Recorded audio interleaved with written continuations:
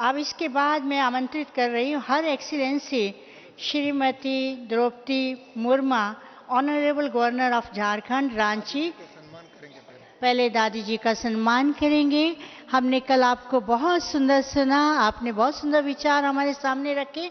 अभी हर एक्सीलेंसी श्रीमती द्रौपदी मुर्मू जी पहले दादी जी का सम्मान करेंगे, फिर अपने विचार हमारे सामने रखेंगे। उसके बाद हम सुनेंगे, आदरणीय दादियों जी से भी सुनेंगे, इसलिए सभी भाई बहनों से निवेदन रहेगा, सब बैठे रहेंगे। मुर्मू है, मैडम का नाम है मुर्मू। क्षमा करता हूँ, आदरणीय महामहिम को मैं आह्वान करता हूँ स्टेज पर।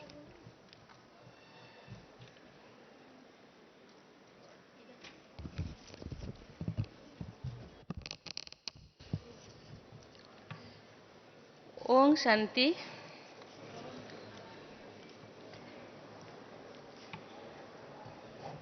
मंच पे विराजमान परम आदरणीय दादी जानकी जी, आदरणीय दादी हृदयमन जी, मंच पे बैठे हुए सभी वरिष्ठ भाइयों, निमंत्रित सभी अतिथिगण, सामने बैठे हुए समर्पित सभी वरिष्ठ कनिष्ठ भाइयों और बहनों,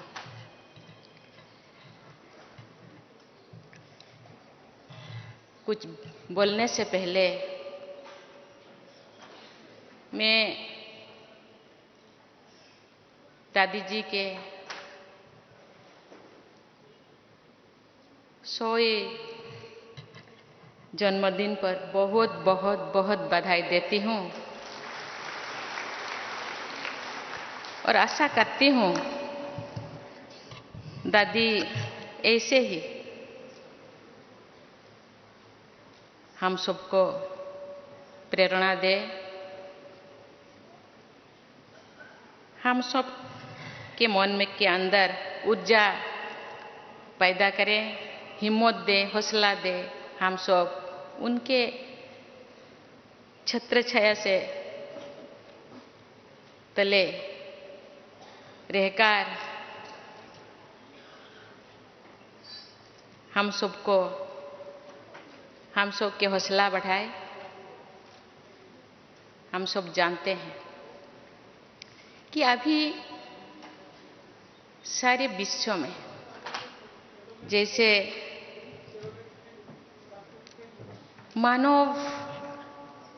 मानविकता को या मूल्यों में जैसे लगातार कमी आ रही है, इसको पुनर्स्थापना के लिए, मानविक मूल्यबोधों को पुनर्स्थापन करने के लिए आज सारा विश्व में 140 स्टेट में, कंट्री में ये जैसे सेवा का काम शायद 8000 से ज़्यादा सेंटर गीता पाठशाला में चल रहे हैं और उनके जो रूहानी सेना वहाँ पे जो बहनें काम कर रहे हैं, उनका सेनापति है दादी जानकी जी। हम सब जानते हैं कि कहा जाता है कि नारी नॉर्थ का द्वार है। नारी कहते हैं कि सेकेंड लाइन सिटीजन, लेकिन मैं कहता हूँ, हम सब कहते हैं, हम सब जानते हैं कि नारी नॉर्थ का द्वार नहीं है, वो स्वर्ग का द्वार है। इसी बात को ये संस्था ने प्रमाण कर दिया।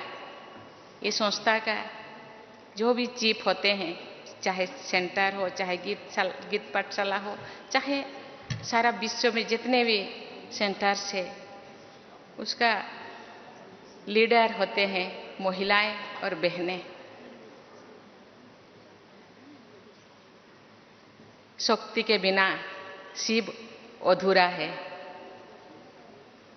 क्योंकि शिव और शक्ति दोनों का प्रभाव से ही ताकत मिलता है, ऊर्जा मिलता है। शक्ति के बिना शिव का अधूरापन हो जाता है। इसीलिए ब्रह्मा बाबा ने एक शक्तियों को आगे रखा और जानते हैं कि ये महिला शक्ति के प्रतीक है, ये तो सर्वं स्वाहा है। सुख, शांति, आनंद और प्रेम का ये जीता जागता ये मिसाल है। कोई बोलने से, कहाँ किताबों में लिखने से वो चीज तो बदल नहीं जाएगा,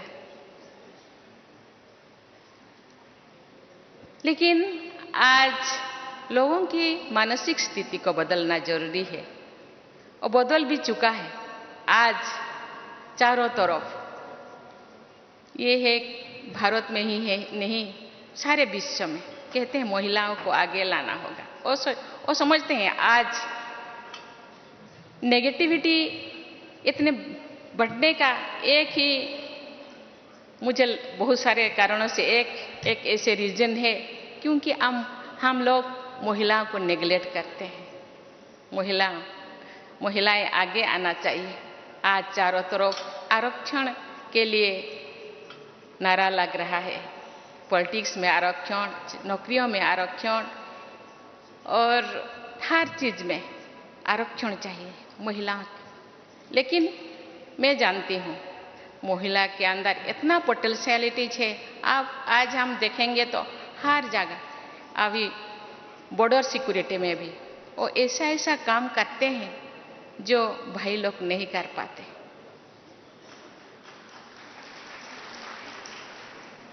अपने आप को प्रूव करना चाहते हैं, उनके अंदर जुनून है, यस मुझे करना है, मुझे आगे बढ़ना है। किसी के पीछे, मेरे पीछे कोई रहना कोई जरूरी नहीं, मेरे अंदर पोटेंशियलिटीज है। इसीलिए आज आप देखेंगे तो सीबीएसई का रिजल्ट, कोई मेडिकल का रिजल्ट, कोई आईएएस का result, IAS, OAS, engineer, MBBS, जो भी आप रिजल्ट देखेंगे, बहनें अपने छात्राएं वो पहले जो नंबर 10 पे उनका नाम 50 से ज्यादा रहता है। अपने आप को प्रूव करना चाहते हैं, हम पीछे नहीं है, हम आगे हैं, आगे बन सकते हैं, जा सकते हैं। इसीलिए ये जो संस्था, ये जो इतने सारे संस्थाओं को एक सूत्र में बांधना, कोई बाबा के भाषा में कोई मासी का घर नहीं है। इतने लोगों को इकट्ठे करना, मानसिक परिवर्तन करना, ये केवल ये संस्था महिलाओं के नहीं, समाज के हर वर्ग, हर श्रेणी को आगे लाने के लिए वो चाहते हैं। जो समाज के सब लोग आगे बढ़ेंगे तो विश्व परिवर्तन हो सकेगा। मुट्ठी भर मानव के साथ कोई परिवर्तन नहीं हो सकता, सबको आगे लाना होगा, आगे आना होगा। इसीलिए वो युवाओं को भी आगे लाने के लिए गांव-गांव वो रैली कर रहे हैं। सब जानते हैं जितने अभी जनसंख्या वृद्धि हो रहा है, इसके साथ ही अपना अनाज का भी बढ़ावा जरूरी है। इसीलिए लोग रासायनिक सार का खाद का यूज करते हैं, लेकिन देखा गया है कि रासायनिक सार यूज करते वक्त तो हम शारीरिक रूप से इतने नया बीमारी आ रहा है। इसीलिए ये संस्था ने जैविक सार, ऑर्गेनिक सार यूज करके वो गांव-गांव किसानों के अंदर ये बात को फैला रहे हैं। मुझे भी मौका मिला था कि ब्लॉक में कृषि सम्मेलन जो हो रहा है उसमें शामिल होने के, लोगों को समझाने के लिए ये लोग इसको अपना रहे हैं। आज सब सोच रहे हैं हमको तो उस रासायनिक सार को बंद करना है, खाद को अभी ऑर्गेनिक जो खाद को वो अपनाना है और उसके साथ साथ यौगिक व्यवस्था को भी उपयोग करना है। भाई और बहनों, आज सारे विश्व में स्वच्छता का अभियान चल रहा है। स्वच्छता, बाह्य स्वच्छता के, लेकिन ये संस्था का नंबर 1 मुद्दा तो है स्वच्छता और पवित्रता। ये पहले से ही है। ये केवल बाह्य स्वच्छता नहीं है, वो आंतरिक स्वच्छता, मन, वचन, कर्मणा में स्वच्छता, दृष्टि, वृत्ति, कृति में स्वच्छता, चाल चलन, चेहरा में स्वच्छता, कथनी और करनी में समन्वयता, समरसता, ये तो उनका मुद्दा है, ये संस्था का मुद्दा है। हम जब गांव जाएंगे तो बाह्य स्वच्छता के, एटमॉस्फेयर के स्वच्छता के साथ साथ अपने अंदर के स्वच्छता के बारे में भी लोगों को समझाना है। स्वच्छता तो अंदर ही ज्यादा है। इस स्वच्छता को मिटाने के लिए ये संस्था इतने दिनों से काम कर रहे हैं। मुझे पता है छोटे छोटे गांव से लेकर छोटे बड़े शहरों तक बहनें गांव-गांव जाके कैसे लोगों को समझाते हैं और उनके मानविकता को जो घट गया है उसको फिर पुनर्स्थापित करने के लिए वो कितने मेहनत करते हैं। जो लोग इस यही संस्था से जुड़े हैं वो लोग तो परिवर्तन हो गए हैं। यही संस्था से ज्यादा लोग कैसे जुड़े, इसीलिए हम सबको प्रयास करना होगा। हम गांव जाएंगे ऐसे तो, क्योंकि ये युग एडवर्टाइजमेंट की युग है। आज तो सिनेमा वाले भी प्रमोट करते हैं, क्योंकि लोगों के पास जाने से ही ये सोचते हैं ये तो इतने व्हाइट ड्रेस, इतने परहेज, खान पैन, वो परहेज है, इसीलिए लोग डांटते हैं। लेकिन हम जाएंगे, लेकिन उनको समझाएंगे कि नहीं, बहुत सहजता से, बहुत आसानी से हम इसी संस्था से जुड़ सकते हैं और इसी संस्था के जितने भी श्रीमत है उसको हम फॉलो कर सकते हैं। इनका जो इस संस्था के जो मकसद है, ये मकसद, ये लक्ष्य जो बेहतर समाज की स्थापना, मुझे लगता है हम इसी तरह प्रयास करते रहेंगे तो वो दिन दूर नहीं कि ये समाज में जरूर बदलाव आएगा। महात्मा गांधी जी का सपने राम राज्य जरूर लौटेगा। इसके लिए हम सबको, बहनें तो प्रयास कर रहे हैं, जो गृहस्थी है उनको भी प्रयास करना होगा। कहते हैं कि example is better than advice.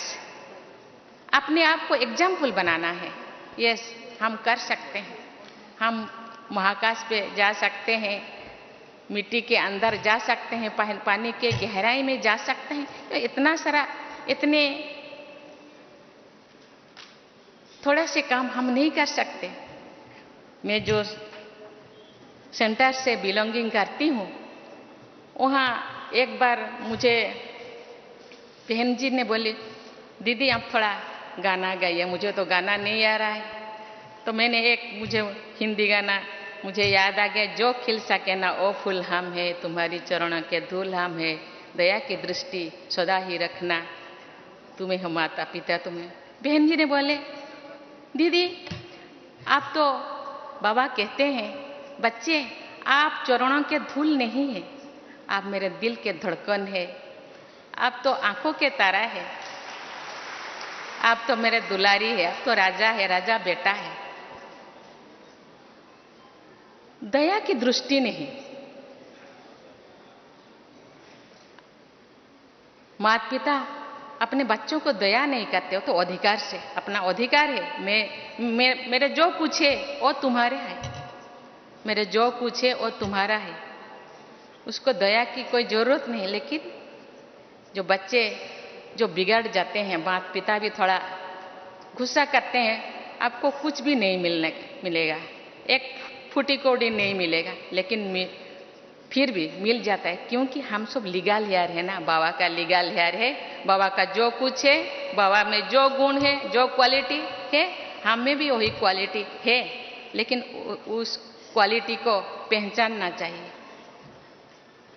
और खुद उसको प्रयोग करने के साथ साथ दूसरों को भी। बाप कहते हैं आप जो कर रहे हैं ना, दूसरे आपको जो फॉलोअर्स है दूसरे भी वही करते हैं, इसीलिए आपको भी चाल चलन चेहरा में शुद्धता आना चाहिए,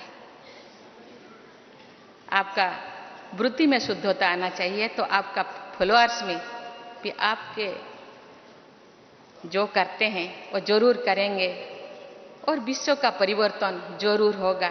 इसके लिए हम सबको मेहनत करना पड़ेगा, ज़्यादा मेहनत की जरूरत नहीं है, सोच को थोड़ा बदलना पड़ेगा। हम अपने आप को जितने भी नकारात्मक सोच है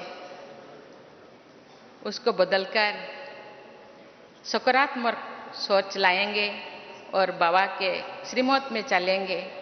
बाबा कहते हैं ये विश्व ये कंटे के जंगल है, इस कंटे के जंगल को फूल के जंगल बनाना है तो थोड़ा बहुत तो मेहनत तो करना पड़ेगा। इसीलिए हम जो ढूंढते हैं, सुख को ढूंढते हैं, हर कोई सुख के लिए, शांति के लिए, आनंद के लिए प्रयास करते हैं, लेकिन सुख हम कहाँ ढूंढते हैं? वस्तुओं में, वस्तुओं में सुख ढूंढते हैं, लेकिन वो सुख तो स्थायी नहीं है, लेकिन स्थायी सुख अपने अंदर है, उसको ढूंढना है। तो इसके लिए जो हर किसी के लिए, जैसे भगवान ने जो क्रिएट किए हैं, जितने भी प्लैनेट है, अपने अपना कक्षा में चलते हैं, स्कूल में हम दाखिला लेते हैं, स्कूल का भी कोई अनुशासन है, उनका भी कोई नीति नियम है, गवर्नमेंट जो चलता है कॉन्स्टिट्यूशन के नीति नियम के अनुसार चलता है, इसीलिए अपने आप का भी एक कॉन्स्टिट्यूशन बनाना चाहिए। मुझे कैसा जीना है,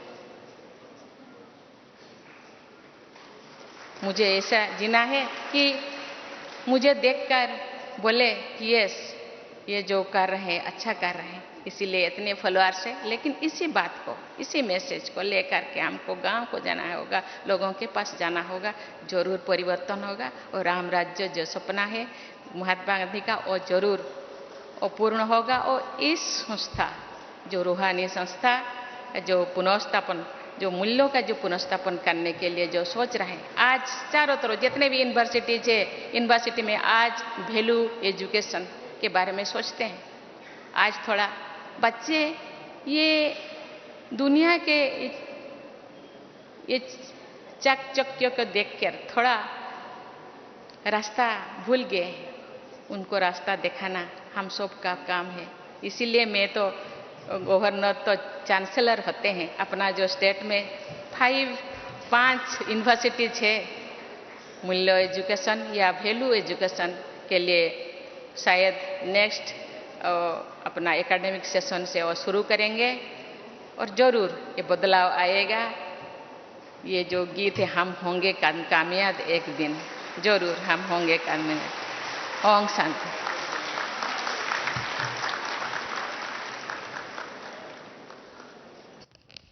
बहुत सुंदर